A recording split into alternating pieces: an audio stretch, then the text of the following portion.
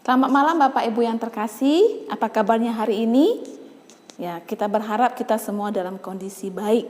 Kita bersyukur pada malam hari ini kembali kita boleh mengikuti persekutuan doa kita. Mari sebelumnya kita bersatu dalam doa. Kami bersyukur, berterima kasih punya Allah yang sebaik Engkau. Karena Engkau memberkati setiap kami sehingga pada malam hari ini kembali Engkau memperkenankan kami boleh berdoa, boleh memuji Tuhan dan boleh membaca Alkitab dan mendengarkan kebenaran firman-Mu Tuhan. Terima kasih ya Tuhan, ampuni kesalahan dan dosa kami supaya setiap kami ini layak ke hadapan-Mu.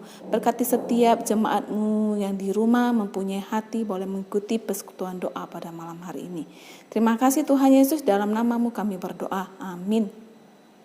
Bapak Ibu yang terkasih, mari kita akan memulai persekutuan doa kita dengan memuji Tuhan dan memanjatkan semua doa-doa kita.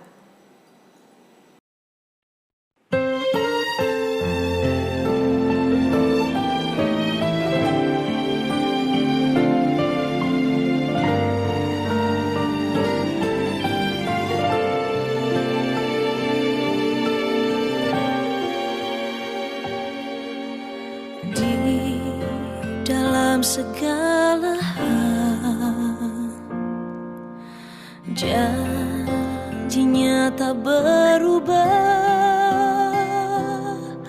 apa yang sudah difirmankan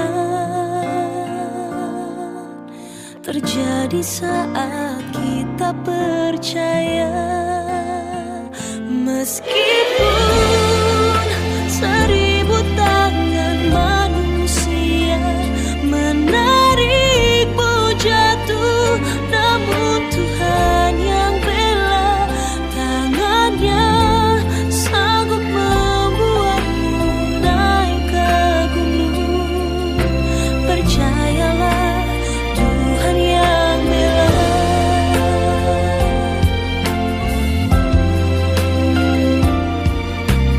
Di dalam segala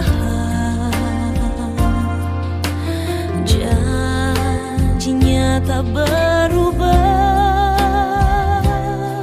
apa yang sudah difirmankan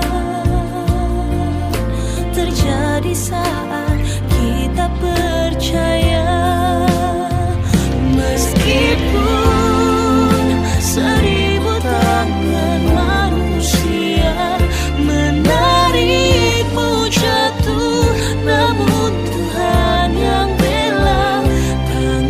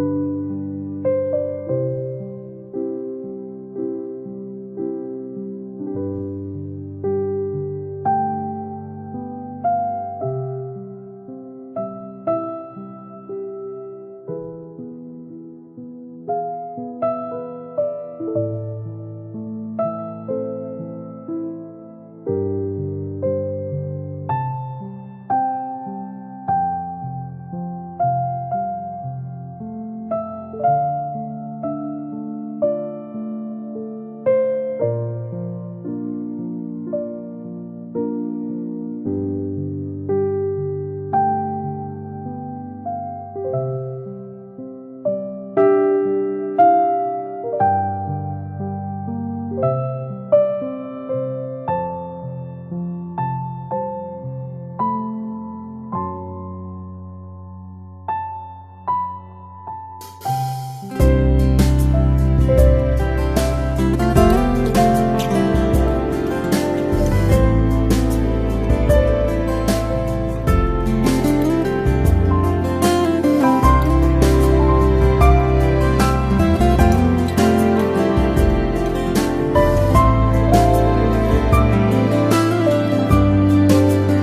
tetap cinta,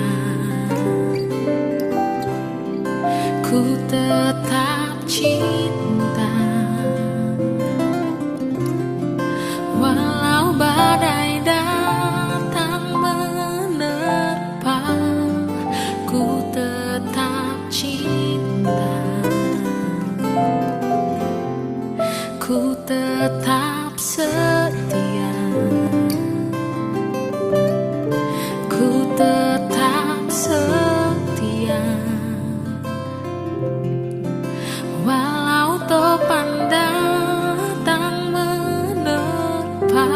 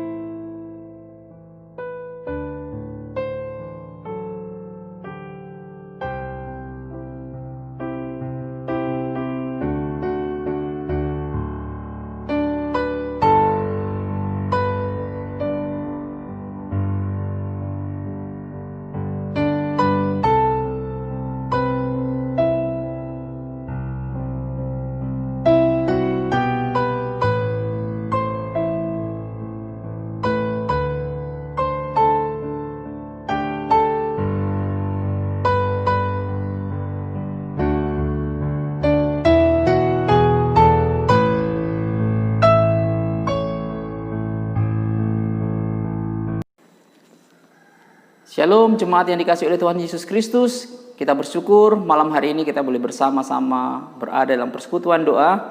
Kita bersyukur kita boleh menaikkan doa-doa syafaat kita di hadapan Tuhan, dan kita juga diberi kesempatan untuk mendengar suara Tuhan melalui firman Tuhan hari ini. Kita berdoa supaya Tuhan memberkati kita. Mari kita berdoa. Tuhan, kami berterima kasih malam hari ini kami boleh membaca merenungkan firman Tuhan. Menyambut masa raya Natal ini kami ingin merenungkan apa yang Tuhan lakukan bagi umat manusia, bagi hamba-hambamu. Dan kami berdoa supaya kami boleh mengerti makna Natal di balik semua peristiwa-peristiwa Natal yang boleh terjadi pada masa kelahiran dan menjelang kelahiran Yesus Kristus. Terima kasih Tuhan, ini doa kami mohon supaya Tuhan memberkati kami melalui firman-Mu pada malam hari ini. Dalam nama Yesus Kristus kami berdoa. Amin. Bagian firman Tuhan yang akan kita baca terambil dari Lukas pasalnya yang pertama. Lukas pasalnya yang pertama,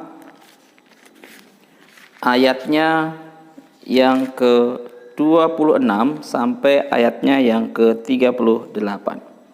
Lukas pasal pertama ayat 26 sampai 38, demikian firman Tuhan.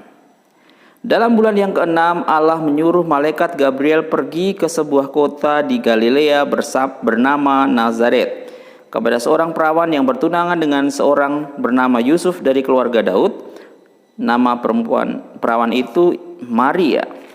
Ketika malaikat itu masuk ke rumah Maria, ia berkata, "Salam, hai engkau yang dikaruniai, Tuhan menyertai engkau."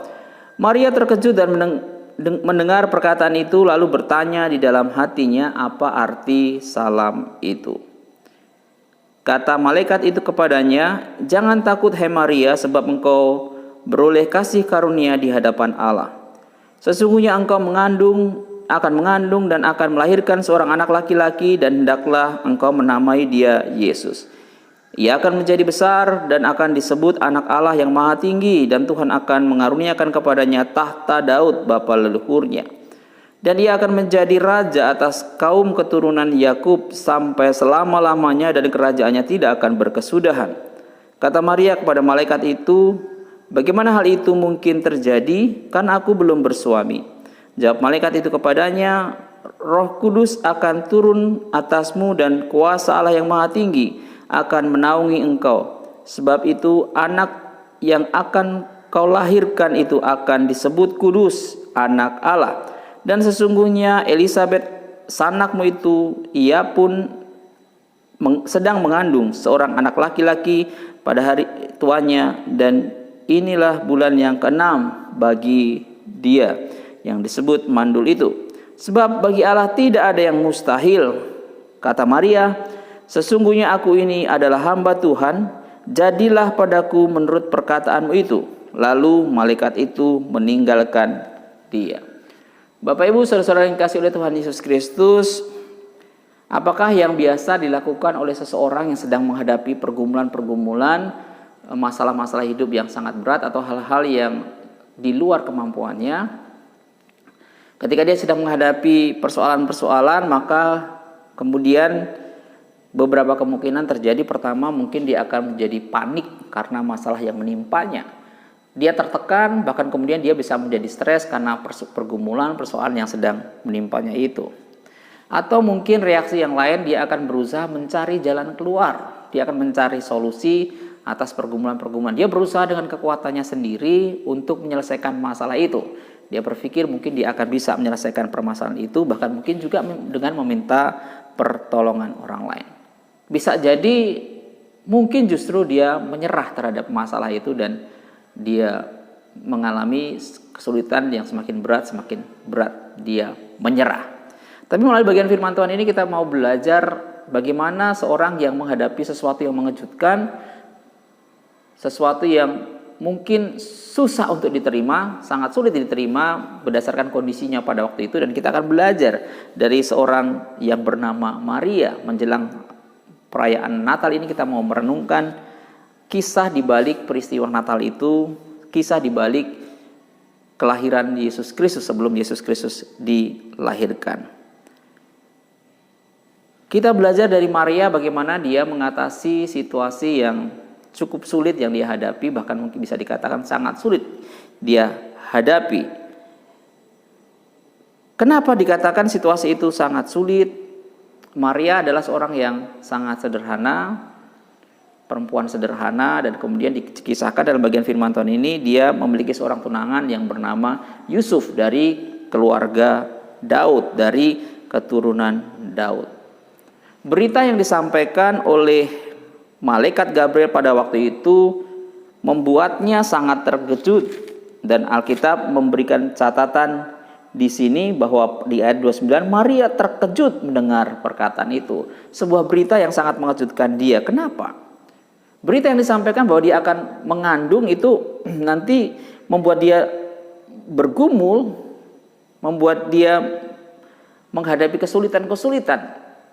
Bagaimana dia harus menjalani? Kenapa? Dia belum menikah, dia hanya bertunangan dengan Yusuf, dan kemudian bagaimana mungkin dia bisa mengandung? Tentu ada persoalan besar di situ. Orang akan mengatakan bahwa dia hamil di luar nikah, dan itu adalah sebuah aib yang sangat besar pada waktu itu. Bahkan salah satu hukumannya kalau dia hamil di luar nikah, maka salah satu hukumannya dilempari batu sampai mati, dihukum mati. Maria menghadapi pergumulan yang sangat berat, tapi inilah yang dilakukan oleh Maria. Mari kita mencoba melihat. Yang pertama, Maria bertanya kepada Tuhan.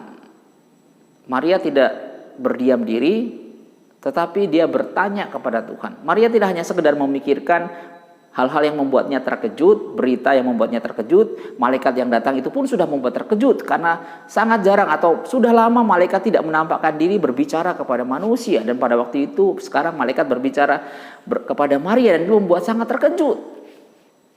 Maria dikatakan dalam bagian firman Tuhan ini ayat 29, dia menyimpan dalam hati, dia terkejut lalu bertanya di dalam hatinya, apa yang sebetulnya sedang terjadi. Tetapi dia bukan hanya bertanya-tanya, memikirkan dalam hatinya, kemudian membuat dia tertekan sendiri, tidak. Tapi kemudian justru kemudian dia bertanya kepada malaikat itu.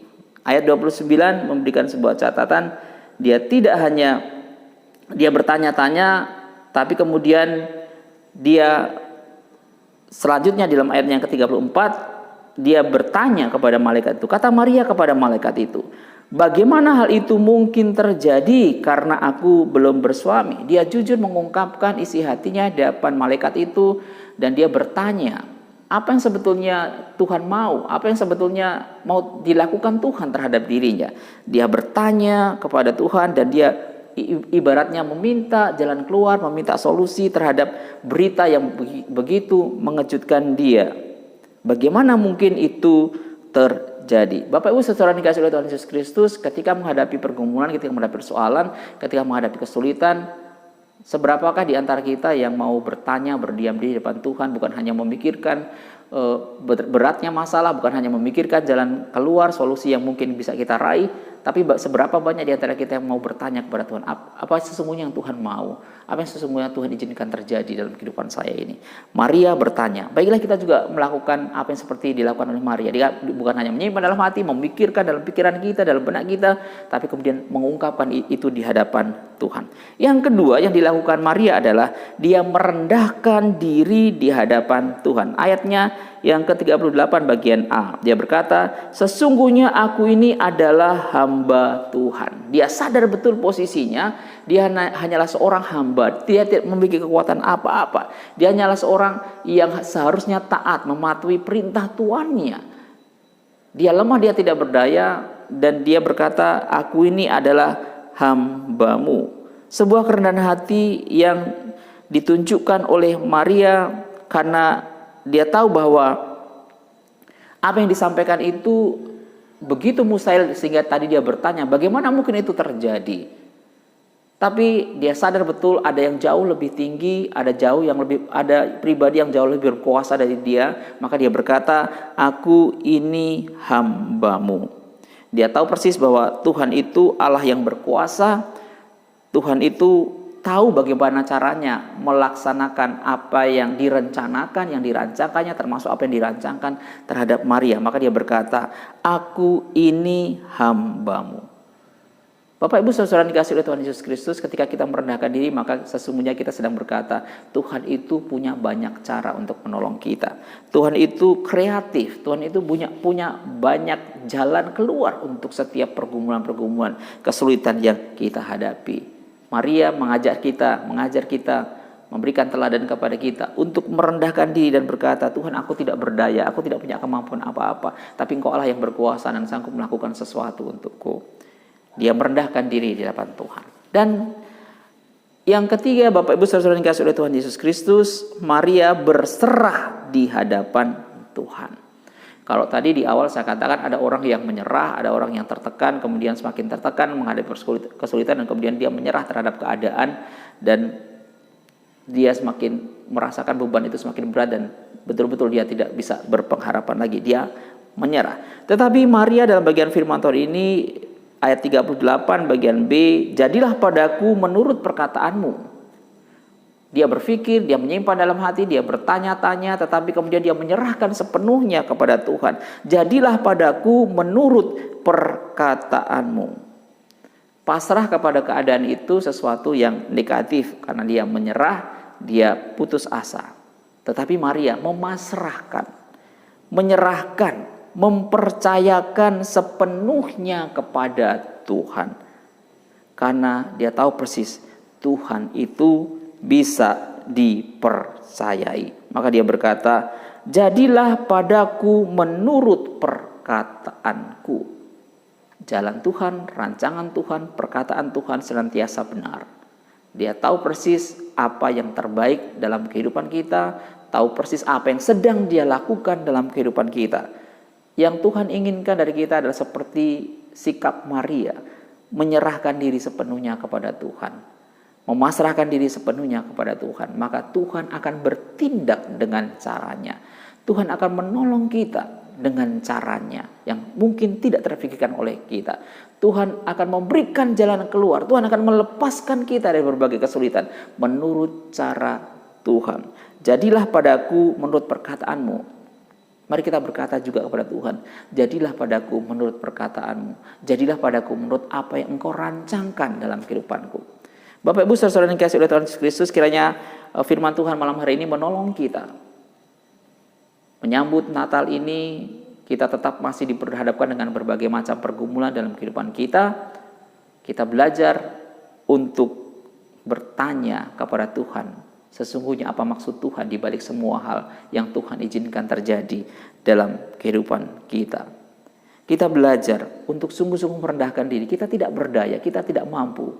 Tuhanlah yang memampukan. Kalau toh kita punya kemampuan yang hebat untuk mengatur segala sesuatu, tetaplah kita berkata kepada Tuhan, Tuhan, aku tidak berdaya dan aku membutuhkan Engkau. Kita merendahkan diri, Tuhan jauh lebih berkuasa, jauh lebih bijaksana, jauh lebih hebat dari kita. Dan terakhir, kita menyerahkan sepenuhnya apa yang akan Tuhan lakukan, apa yang akan terjadi di depan ke dalam tangan Tuhan, karena Dia tahu yang terbaik, tahu bagaimana memperlakukan hidup kita. Kiranya Tuhan memberkati kita melalui bagian firman Tuhan pada malam hari ini. Amin. Mari kita berdoa.